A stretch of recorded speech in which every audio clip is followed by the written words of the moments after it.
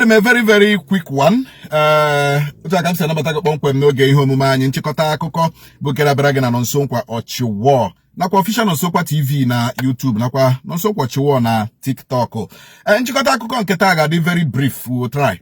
Na Coco Coco and Ketata Kanye Horonam, Onye Minister, Okun Chekwa Denaka, Defense Minister, Obodo Nigeria, Bo Abubakar Badaru, Abala Arukwagam, Osenearu Juole. Yana Hazaru na nika gwala ya ịghọtago ko step aside ka onye kaya ọrụ amana rụọ ya perfect and commendable.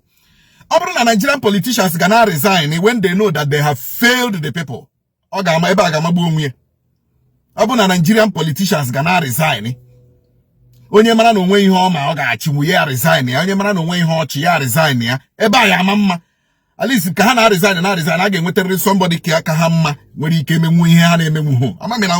So the man has resigned and missed the threat by the federal government to start mentioning names of sponsors of terrorism in Nigeria, sponsors of Boko Haram, ISWAP, ISIS, Lakarua, terrorism, bandits in Nigeria, you know. I want some names most of them won't dare this bureau de change, but it has not been confirmed yet by the federal government. Now, Oju's Okalu 2 weeks ago, last week, that some politicians are the ones sponsoring terrorism.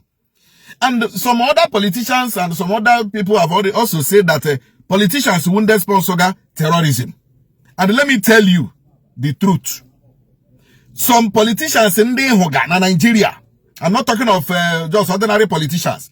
I am talking of some politicians. Mandenke governor. Mandenke senators. Mandenke House of Rep members. Mandenke on a presidency. Some of them were their own bandits. Oh yes. Some of these politicians were their own bandits. Their kidnappers. That is the problem. That is the complicated, the unfortunate situation of on the unsolvable insecurity problem in Nigeria, because it can never be solved, because some politicians in this country have their own bandits, have their own terrorist organization. That is just the problem. It's not about Ijidende Bureau de Change. They are this thing a pool ego. Kendi na pa hega. Kendi na panye had that money. Kendi na support to her. Kendi de pute ga ho. Enyende Bureau de Change. Na abonwe no de dollar. Na abonwe no de pounds. Na abonwe de naira. That is the most important thing in this government. Kedunde politicians in there. Na paga. They should stop. In fact, awurumo ni awukolam wonyi shala. All the oil block in this country, I will revoke all the licenses. All the mining licenses. Mandenye mining eba. Mandenye mining eba. Mandenye oil block here. I will revoke all of them. Let every rich man become poor overnight. Mune terrorism ala. The truth. All these oil block all these mining licenses revoke all of them. Revoke all of them, all their licenses. There will be no money to sponsor terrorism. All these governors, some of these governors who are their own bandits, who are their own unknown gunmen, some of these governors in Nigeria, who are their own unknown gunmen, who are their own bandits. I'm telling you, we all know these things now. You know? So, unu chari melas insecurity. While in den on issue chichi, wunde buish insecurity, wunde buish terrorism. How do you allow this MLA? Manochicha titi chogodi abi dogodi from revoking all oil licenses, oil block licenses, all mining licenses. She revoke all the license. Revoke it for 6 months. Una je chakarakia. Onye ọwụla je chakara aka ya, because onye nweta ha na oil block ya wuruzia Lord of Lords, ya wuruzia God Almighty. Revoke oil licenses, oil block licenses, revoke all these mining licenses. One onye ọwụla bụ rich man na-esheba heri adagodo ogbenye for 6 months. So you cannot be saying you want to mail security. Now the defense minister has resigned. I got the pressure that man on email, you will not believe it. I got the pressure that man on email, Abubakar Badaru, non email, you get believe ye. You know, you get believe ye. So we will keep talking about this insecurity until the national aganabo. It makes sense. How can you be sponsoring insecurity and you are fighting insecurity? Again, we're not sponsor insecurity. One will go kri. We're not sponsor insecurity. May ministers, may House of Rep members, may senators. We're not sponsor insecurity. Bro governors. How do you fight it when such people are at the helm of affairs?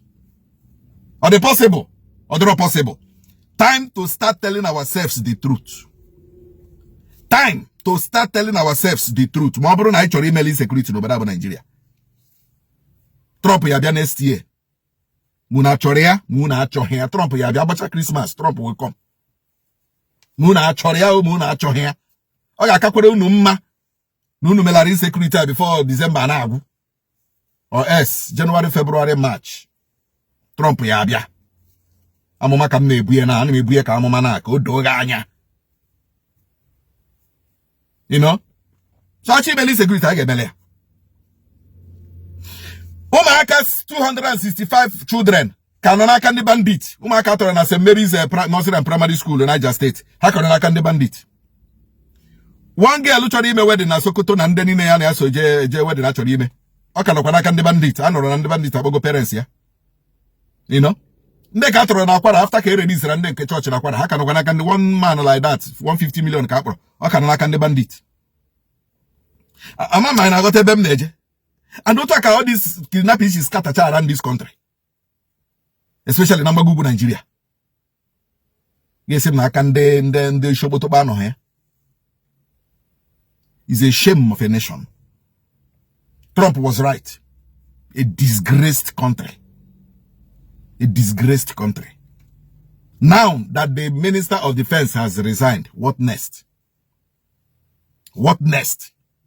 Kedonya ga akpota ebe ahụ na aga eme magic. Kedonya ya akpota na as the first minister ga eme magic.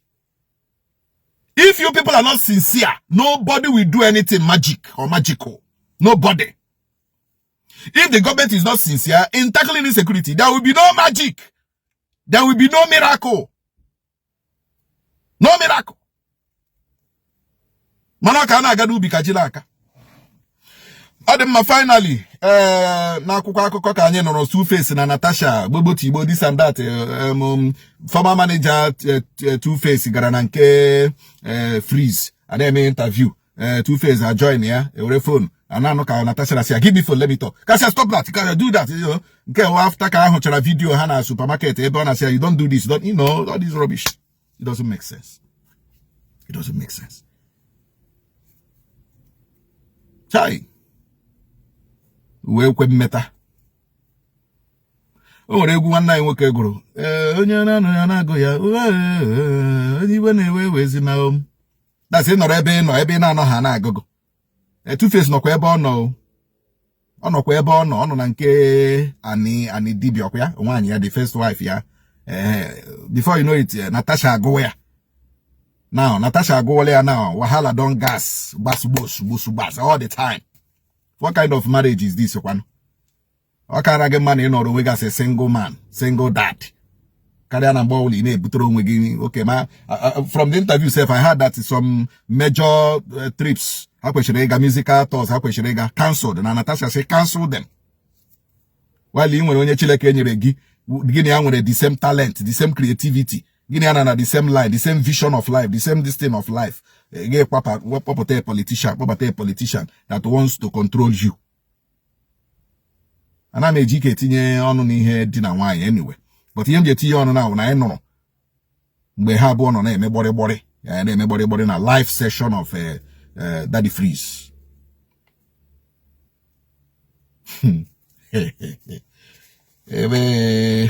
And he did that about no now la change watch here can organ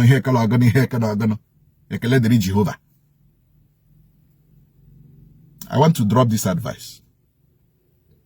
You know when you get on all manage makana ka outside will the worse. Don't risk it. Thank you.